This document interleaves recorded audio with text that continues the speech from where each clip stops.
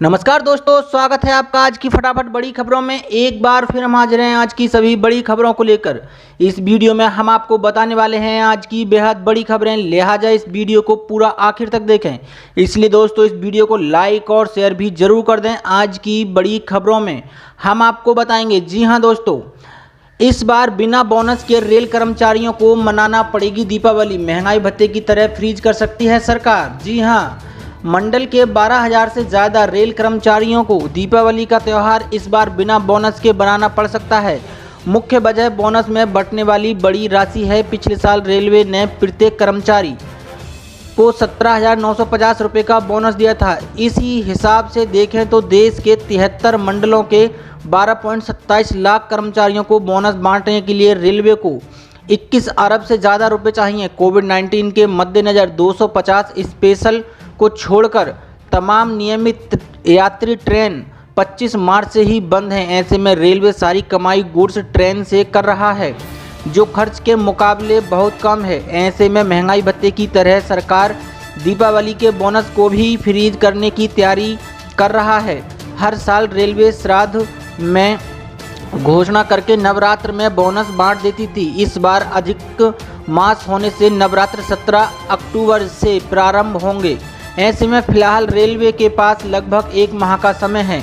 मंडल में 2 साल से बोनस पहले बढ़ रहा है। इस बार बोनस को लेकर निर्देश तक नहीं आया है। लेखा विभाग भी सुस्त है। 2019 में रेलवे ने दशहरे यानी 8 अक्टूबर के 15 दिन पहले ही 23 सितंबर को ही 22.20 करोड़ का तथा 2018 में दशहरा 19 अक्टूबर के 6 दिन पहले ही 13 अक्टूबर को 22.94 करोड़ का बोनस बांट दिया था। संक्रमण काल में सरकार और देश की हालत देखते हुए कुछ कर्मचारी व्यक्तिगत रूप से बोनस को मुद्दा बनाने के पक्ष में नहीं हैं। उनका मानना है कि सारा देश कोरोना से जंग लड़ रहा है। ऐसे में बोनस मांगना उचित समय नहीं है। कर्मचारी नेता के रूप में बोनस वितरण की मांग उठाई जा रही है। महंगाई भत्ता जनवरी में 4% बढ़ाया था, वह अब तक नहीं मिल पाया है। जुलाई की घोषणा अभी तक नहीं हुई है। सरकार ने इसे जुलाई 2021 तक के लिए महंगाई भत्ते को सरकार ने फ्रीज कर दिया है। उसके बाद ही पता चलेगा कर्मचारियों को ये क्या कैसे मिलेगा। इंदौर दाऊद नई रेल लाइन और Mhow Sanawad Khandwa gauge conversion project को होल्ड कर दिया गया है। नीमच बड़ी सादड़ी नई रेल लाइन और रतलाम नीमच डबलिंग का बजट भी रोक दिया गया है। अब इन प्रोजेक्ट में 2021 में ही काम आगे बढ़ेगा। अधिकारियों को मिलने वाली बंगला प्यून की सुविधा जुलाई में खत्म कर दी गई। अगस्त में डाक मैसेंजर के पोस्ट खत्म कर दिए हैं। दोनों ही व्यवस्था अंग्रेजों के ज़माने से थी। अब तक विभागीय रूप से कोई सूचना नहीं आई है। बोनस का मामला वित्त मंत्रालय में विचाराधीन है। वरिष्ठ कार्यालय से जो निर्देश आएंगे उसके अनुसार कदम उठाएंगे। बोनस मिलेगा या नहीं, इसे लेकर संयम बना हुआ है। National federation of Indian railway man ने रेलवे बोर्ड को पत्र लिखकर बोनस बांटने को कहा है। 2019-20 का बोनस तो कर्मचारियों को मिलना ही चाहिए। जी हाँ, साथ ही बढ़ते हैं आज की एक और बड़ी खबर की ओर। सरकारी कर्मचारियों के लिए बड़ी खबर है। केंद्र सरकार ने बदल दिए हैं सैलरी से जुड़े अहम नियम। जी हाँ, कार्मिक लोक शिकायत और पेंशन मंत्रालय के कार्मिक और प्रशिक्षण विभाग डीओपीटी ने केंद्र सरकार के कर्मचारियों के लिए वेतन की सुरक्षा को लेकर ऑफिस मेमोरेंडम जारी कर दिया है। इसमें कहा गया है कि 7वें वेतन आयोग के मद्देनज़र केंद्र सरकार में डायरेक्ट भर्ती के जरिए अलग सेवा या कैडर में नए पद पर नियुक्त होने के बाद कर्मचारियों को वेतन की सुविधा मिलेगी। यह सुरक्षा 7वें वेतन आयोग के FR 22B1 के तहत मिलेगी। ऑफिस मेमोरेंडम में कहा गया है कि 7वें केंद्रीय वेतन आयोग की रिपोर्ट और CCSRP नियम 2016 के लागू होने पर राष्ट्रपति ने FR 22B1 के तहत किए गए प्रावधानों के तहत केंद्र सरकार के ऐसे कर्मचारियों को प्रोटेक्शन ऑफ पे की इजाज़त दी है जिनकी दूसरी सेवा या कैडर में प्रोबेशनर के तौर पर नियुक्ति हुई है। ये प्रोटेक्शन ऑफ पे हर हाल में केंद्रीय कर्मचारियों को वेतन सुरक्षा देगा, चाहे उनके पास ज़्यादा जिम्मेदारी हो या नहीं। यह आदेश 1 जनवरी 2016 से प्रभावी माना जाएगा। डीओपीटी के ऑफिस मेमोरेंडम में कहा गया है कि FR 22B1 के तहत प्रोटेक्शन ऑफ पे को लेकर मंत्रालयों या विभागों से मिले कई रेफरेंसेस के बाद इसकी ज़रूरत महसूस की गई है।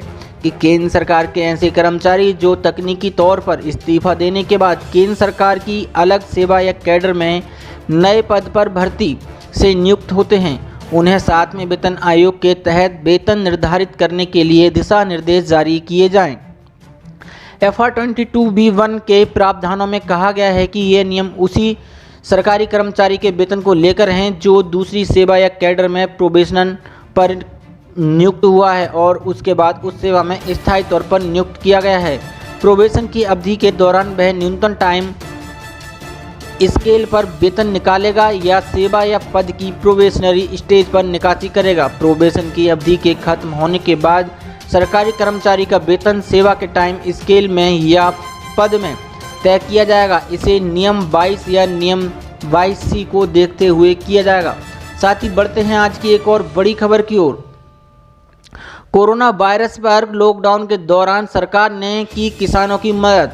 पीएम किसान के तहत दिए 38,282 करोड़ रुपए। जी हां, केंद्र सरकार ने इस वित्त वर्ष में अप्रैल से अगस्त के बीच पीएम किसान योजना के तहत 38,282 करोड़ रुपए की राशि किसानों के खाते में हस्तांतरित की है। केंद्रीय कृषि मंत्री नरेंद्र सिंह तोमर ने मंगलवार को लोकसभा में ये जानकारी दी। उन्होंने कहा है कि इस योजना के तहत बाकी किस्तों की राशि बढ़ाने का फिलहाल कोई प्रस्ताव नहीं है। उल्लेखनीय है कि पीएम किसान योजना के तहत देश भर में 14 करोड़ किसानों को 3 बराबर किस्तों में साल में 6,000 रुपये की राशि दी जाती है। इसके अलावा सरकार ने लोकसभा को बताया कि कोविड-19 प्रकोप के बाद मई और जून में आत्मनिर्भर भारत योजना के तहत 2.67 करोड़ प्रवासी मजदूरों को मुफ्त राशन दिया गया है। खाद्य और उपभोक्ता मामलों के राज्य मंत्री दानवे राव साहब दादाराव ने सदन को यह जानकारी दी है। इस योजना के तहत प्रति व्यक्ति 5 किलो अनाज और प्रति परिवार 1 किलो दाल उन परिवारों को दिया गया है जिनके पास केंद्र या राज्य का राशन कार्ड नहीं था। शुरू में यह योजना मई और जून के लिए थी, लेकिन बाद में इसे अगस्त तक के लिए बढ़ा दिया गया है। झारखंड के सभी किसानों को प्रधानमंत्री किसान सम्मान निधि योजना के जोड़ने की राज्य सरकार की कोशिशें रंग लाई। पीएम किसान के तहत राज्य में करीब 30 लाख किसानों के रजिस्ट्रेशन की प्रक्रिया पूरी हो सकी। सत्यापन होने के बाद उन्हें योजना का लाभ मिलना शुरू हो जाएगा। फिलहाल 15.5 लाख किसानों को इस योजना का लाभ मिल रहा है।